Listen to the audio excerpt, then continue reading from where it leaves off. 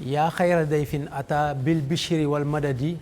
ahlan wa sahlan wa tarxiban bila adadi suñ ko déggee seen xel yëpp dina dem ci weeru koor weeru sell barkeel te tedd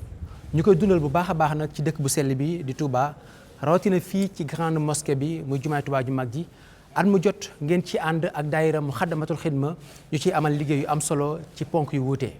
mbokk yi ñu fas yéene ànd ak yéen ci kooru 1445 ginnaaw gàddaay yonent bi sallallahu alayhi wa sallam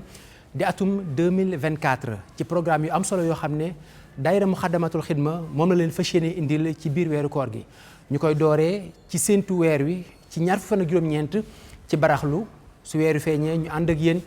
ci naafila gu njëkk ci jumaay Tuubaa ji ni ñu ko baaxoo di amalee at mu jot ñu ci ànd ak imam Serigne Fallou Mbacké ci teewaayu mbooleem jullit yi mbokk yi noonu la ñuy wéyee ànd ak yéen fii ci grande mosquée bu Touba ci njàngum fajar gi nga xamante ni dañ ci ànd ak at mu jot Serigne Ibrahima Gueye ak Serigne Abdou Lahad Touré mu nekk loo xam ne it fajar gu nekk incha allah dañ ko am fii ci grande mosquée bu Touba ci diiru weeru koor gi noonu lañ ko wéyalee ginnaaw tàkkusaan gu ne buñ jullee ba noppi ci conférence yu mag yi nga xam ne dañ koy amal fii ci jumaay Touba ju mag ji ci conférence yoo xam ne dañ koy ànd ak boroomi xam-xam yu kawe ci ay thèmes yu wuute yoo xamante ni day ñeel nekkinu askan wi waaye day ñeel li nga xam ne moom moo di diine ji loolee incha allahu rabbi ginnaaw tàkkusaan gu nekk daan nañ ko amal fii ci jumaay Touba ju mag ji ci teewaayu mboolem ñi nga xam ne bëgg nañ ko assister. dañuy jublu ci li nga xam ne moom moo di ndogu yi xam ngeen ni at mu jot daayira Muxaddamatul Xidma ak mboolem partenaires yi nga xam ne ñoom lay àndal liggéey bi dañuy jël ay millions yu takk lool di ko def ci ay ndogu di ko def ci yokku jumaa ji waajal ko ba mucc ayib ngir mboolem jullit yi nga xamante ni waxtuy ndogu da leen fekk ci jumaa ji wala lu ko jege ñu mën fee ndogoo ci ndogu wu mucc ayib loolu incha allah daañu ci ànd ak yéen waaye noonu it la ñuy àndee ak yéen li nga xam ne moom moo jëm ci mboolem activités yi weeru koor gi moo xam ay réaction lay doon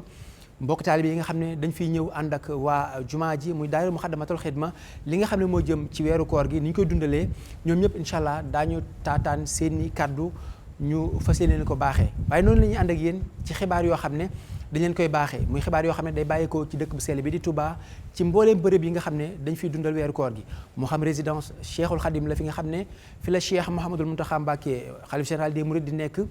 ndogu Baye Fall yi ba ci mbooleem loo xam ne day bàyyeekoo ci dëkk bu sell bi di Touba kon mbokk yi lii la daayira Muxaddamatul Xidma bi nga xam ne moo nekk fii ci grande mosquée bu Touba indil leen ci weeru koor 1445 ginnaaw gàddaay gi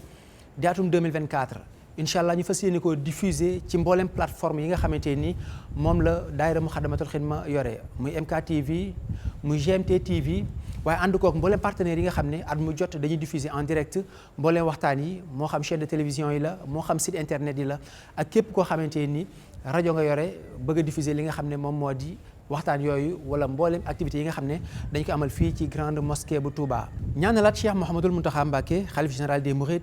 mu gën fee yàgg loolu te gën a wér ñaanal leen koorug jàmm ak koor gu ñu nangu wasalaamualeykum wa rahmatulahi taala wa barakaatuhu.